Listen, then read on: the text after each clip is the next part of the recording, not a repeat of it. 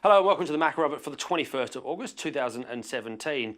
As we spoke about last week, be aware that those sort of overriding geopolitical tensions continue. And this week actually is going to be quite interesting in that because the main economic sort of material to watch this week comes out of the US with Jackson Hole Symposium. So all of the major economic players meet in Wyoming to sort of talk about it. The one that everybody was looking at was actually Mario Draghi. I know he's not a huge part of what you need to think about from an Australian-centric point of view, but the reason he was there is that there was a suggestion that he was going to possibly announce new policy for the European Union. More and more talk over the weekend, and what we saw last week is that's actually unlikely.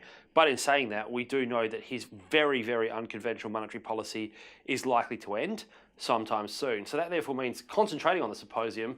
The theme of it this year is dynamic global growth. Now that in itself is quite a mouthful for a whole heap of nothing in my personal point of view.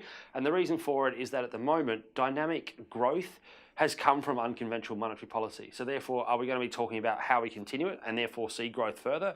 Have a look at the European Union. Growth is actually starting to work. That's great. But it is on the back of what is a very, very loose monetary policy. To see negative deposit rates is something that basically we've never seen before. It also, therefore, brings into other parts of the market that there will be questions about. Clearly, geopolitical tensions in the US will be one thing that's discussed. What's also going to be looked at is whether or not Janet Yellen is going to be there. Having a look at last week, look at the disruption that came when Gary Coe, the guy they believe will replace her in February, actually suggested that he might quit and move away from the Trump administration. That's a real big hit against him, but it's also a fairly large hit against the idea that the current sort of positiveness around his sort of tax and growth prospects are a long way away, and people's ability to actually believe what he can deliver is starting to break down. So Jackson Symposium will have those questions as well. You'll also then always get that slightly left field thought in terms of what they need to do in the global economy to get growth going as well. And the markets don't always like some of those ideas. So it's a 3-day event. It goes from Wednesday through to Friday in the US, so Thursday through to the weekend for us here in Australia. And it is something that you need to be aware of because every year it does have an event, particularly in the currency markets, and that takes about a week and a half to filter through into the equity market. It is important, so please keep an eye on it.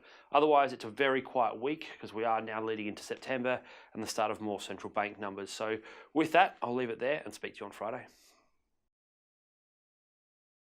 Right, we set up InvestSMART to democratize the investment planning process for low balance clients. You know, it's those clients that can't afford to go to a financial planner.